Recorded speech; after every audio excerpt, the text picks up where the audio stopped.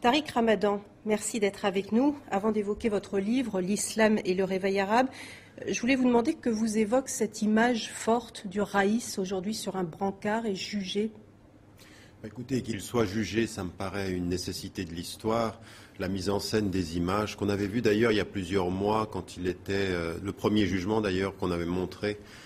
Tout ça me paraît pas très décent et ni très juste. Ça me fait penser à ce que nous avions vu au moment où nous avions eu ces images de l'exécution de Saddam Hussein. Je pense que les jugements de l'histoire doivent se faire loin des médias, mais avec la précision de ce qui est. C'est un homme qui a du sang sur les mains, qui a de la torture, qui a de la répression.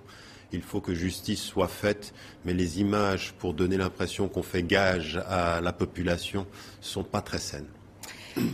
Vous êtes professeur d'études islamiques contemporaines à l'université d'Oxford et vous venez donc d'écrire L'Islam et le réveil arabe aux éditions Presse du Châtelet, un ouvrage dans lequel vous souhaitez, vous le dites vous-même dans les premières pages, mettre en avant quelques enseignements à la fois pour le monde arabe mais également pour les observateurs, donner des clés pour tenter de comprendre ce qui s'est passé en Tunisie, en Égypte, en Libye et partout ailleurs.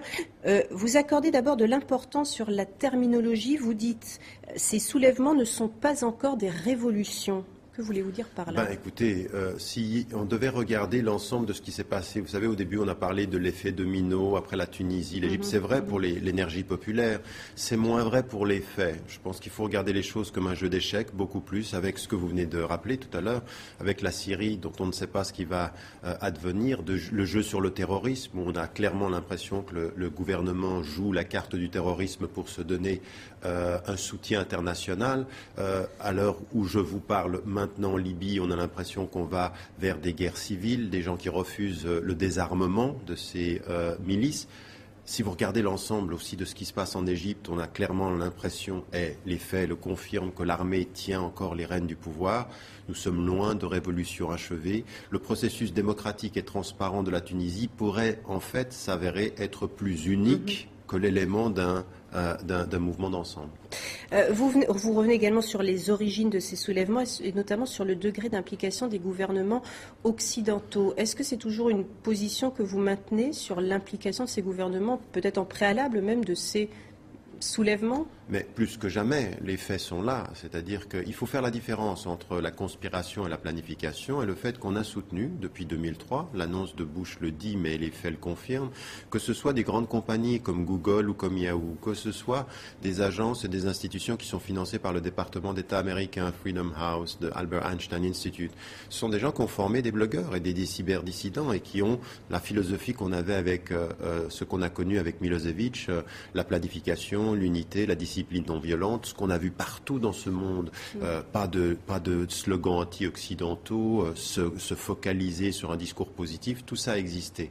Maintenant, il y a une chose qu'on ne peut pas dire, c'est qu'il y a eu planification et contrôle. Pourquoi? Parce que l'énergie populaire a été plus forte que ce contrôle-là et qu'il y avait des ingrédients. La hausse du prix de la nourriture, du pain en Tunisie, en Égypte, les ingrédients sont là, l'explosion est là. Et le meilleur exemple encore, c'est sans doute la Syrie, dont personne ne voulait le changement. On voulait une réforme de l'intérieur et le peuple, avec le courage qui l'a déterminé, est descendu dans la rue et impose aujourd'hui à tous les États, de la Russie à la Chine et aux États occidentaux, de revoir leur copie. Bachar el-Assad ne peut pas rester, non pas parce qu'on a voulu ailleurs le changer, mais parce que le peuple ne le veut plus. Oui, donc vous n'enlevez rien au rôle qu'a joué le peuple et non pas uniquement l'implication des gouvernements occidentaux. Vous dites également qu'il ne faut pas se focaliser sur la confrontation entre, d'un côté, les laïcs, de l'autre, les islamiques. Quels sont donc l'enjeu principal? Parce que je pense que nous faisons une erreur si nous réduisons le débat. Et ça ne vient pas simplement de la lecture occidentale, contrairement à ce que l'on dit ici. Vous allez en Tunisie, vous écoutez ce qui se dit, ou en Égypte, vous avez cette idée que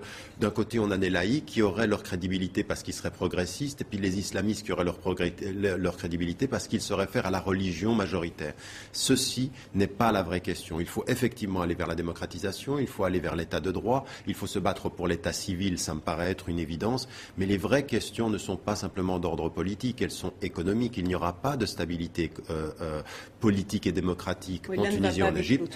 Oui, mais il faut vraiment que en Égypte, par exemple, comme en Tunisie, on pose la vraie question, non pas de la séparation de l'État et du religieux seulement, mais de l'imposition économique sur l'État, qui fait qu'aujourd'hui, on imposera par la Banque mondiale et le Fonds monétaire international des politiques à la Tunisie, qu'on contrôlera encore par l'armée et par l'économie l'Égypte, qu'aujourd'hui, ce qui se joue en Libye, il faut quand même qu'on se rende compte qu'on est en train de nous dire qu'on va peut-être utiliser du pétrole libyen pour suppléer aux besoins qui vont accompagner le boycott iranien.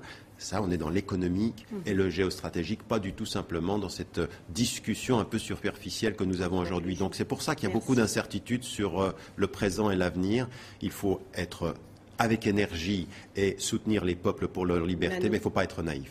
Optimisme prudent. Exactement. Merci beaucoup Tariq Ramadan, auteur donc de L'Islam et le réveil arabe. Merci d'avoir été avec nous.